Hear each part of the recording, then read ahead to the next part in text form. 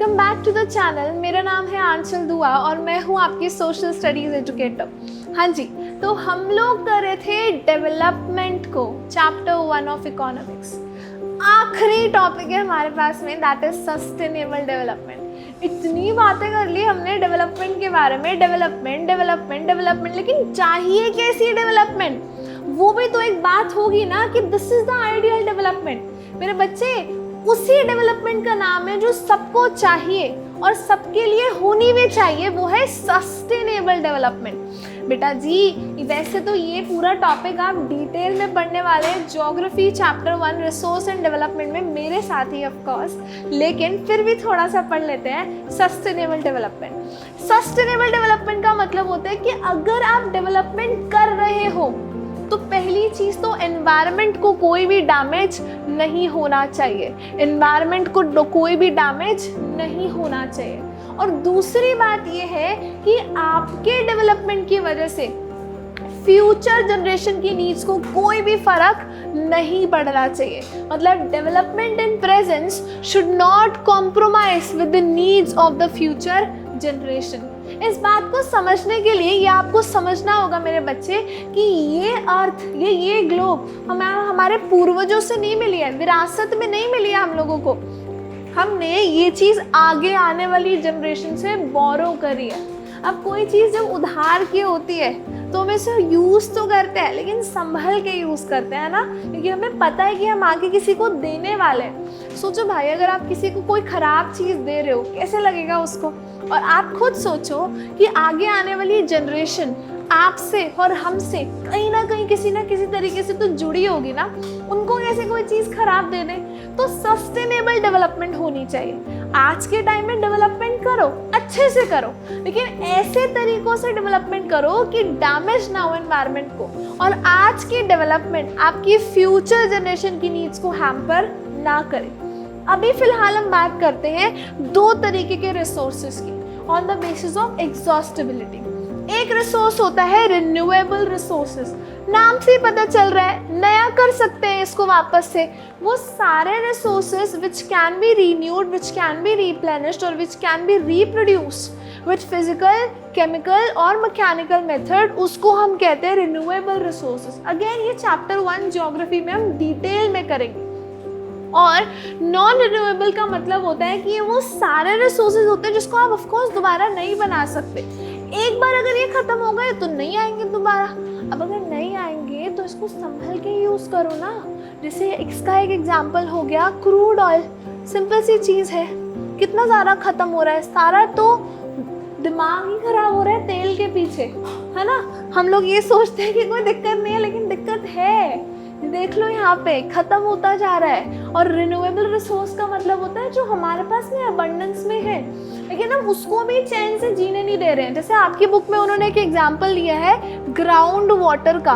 बेटा वैसे तो जो ग्राउंड वाटर होता है वो रिन्यूएबल रिसोर्स होता है, क्योंकि बारिश आएगी वो वापस से दोबारा से बढ़ना चाहिए उसका लेवल, लेकिन हम बढ़ने का टाइम का दे रहे हैं उसको। यूज ही तो करे जा रहे हैं यूज, टाइम तो दो उसको, वो तो हम दे नहीं रहे। फिर भी ये दो तरीके के रिसोर्सेज होते हैं। अब रिसोर्स चाहे कोई भी हो, संभल के तो उसको यूज करना ही होगा। सिंपल बात हो गई ना। अब आपकी चाहे फेवरेट डिश राजमा चावल हो, खाओगे तो फिर भी संभल के ना बेटा उसको, ऐसे तो नहीं पूरा दिन खाते रहोगे, है ना, ऐसे तो नहीं होगा। तो रिन्यूएबल और नॉन रिन्यूएबल को भी आपने देख के चलना है। फाइनली हम आते हैं चैप्टर के कंक्लूजन के ऊपर।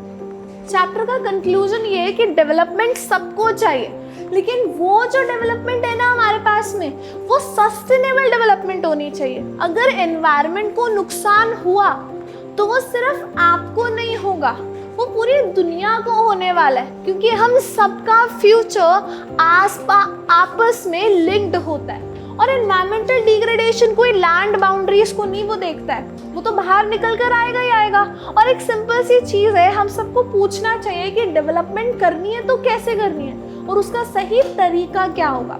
तो ये था आपका चैप्टर 1 इकोनॉमिक्स का।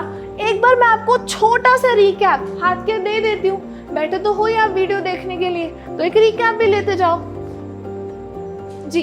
तो चैप्टर की जब हमने शुरुआत करी तो सबसे पहले हम लोगों ने नैना और कबीर का एग्जाम्पल लिया कि डिफरेंट लोगों के डिफरेंट डेवलपमेंटल गोल्स होते हैं। इसको घूमनी थी दुनिया और इन्हें मैडम को बनना था डॉक्टर। बात समझ में आ गई।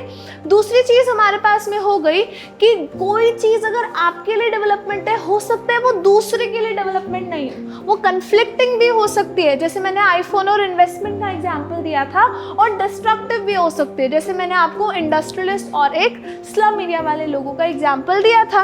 उसके बाद मेरे बच्चे कि डेवलपमेंट के लिए लोगों के मल्टीपल गोल्स होते हैं। ऑफ कोर्स इनकम होता है, that is the materialistic goal, लेकिन नॉन मटेरियल गोल्स भी होते हैं। जैसे नोबिता का गोल भी था कि उसको मार वगैरह नहीं खानी। हमारे भी नॉन मटेरियल गोल्स होते हैं कि हम लोगों को स्पिरिचुअल ग्रोथ चाहिए, फिटनेस चाहिए, अच्छे फ्रेंड्स चाहिए, एक पॉल्यूशन फ्री एनवायरनमेंट चाहिए, है ना। इनकम के अलावा ये सारे गोल्स होते हैं। फिर हमने नेशनल डेवलपमेंट के बारे में देखा कि पर्सनल गोल्स अगर अलग हो सकते हैं तो नेशनल डेवलपमेंट के लिए भी तो गोल्स अलग हो सकते हैं ना।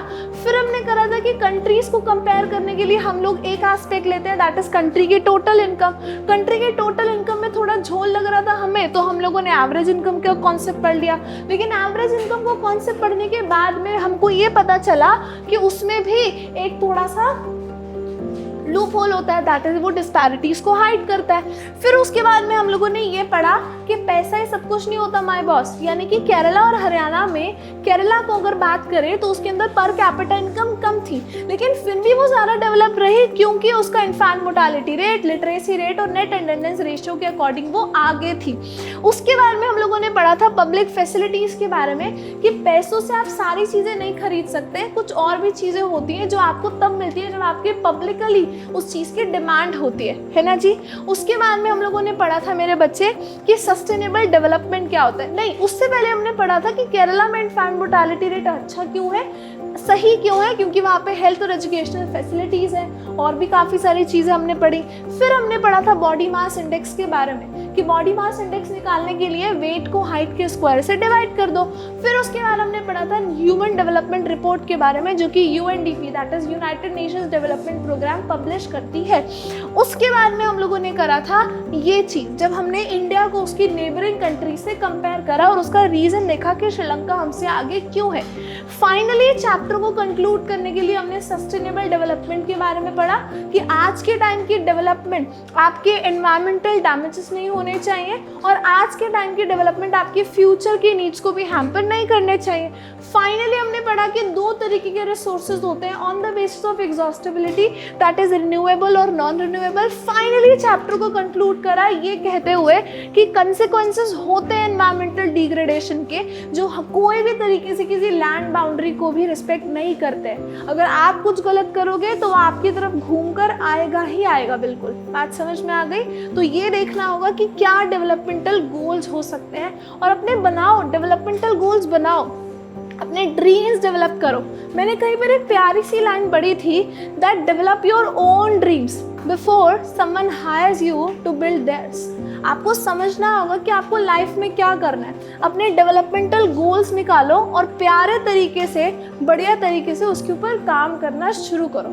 मिलते हैं बेटा जी अगले चैप्टर के साथ में। आपको अगर ये चीज़ पसंद आती है तो आप हमारे चैनल को सब्सक्राइब कर सकते हो। चैनल का नाम है RBC लर्निंग। आप इंस्टाग्राम पे भी फॉलो कर सकते हो, इंस्टाग्राम पे भी पेज का नाम है RBC learning. Bye bye, take care. मिलते हैं बेटा जी नेक्स्ट चैप्टर के साथ में।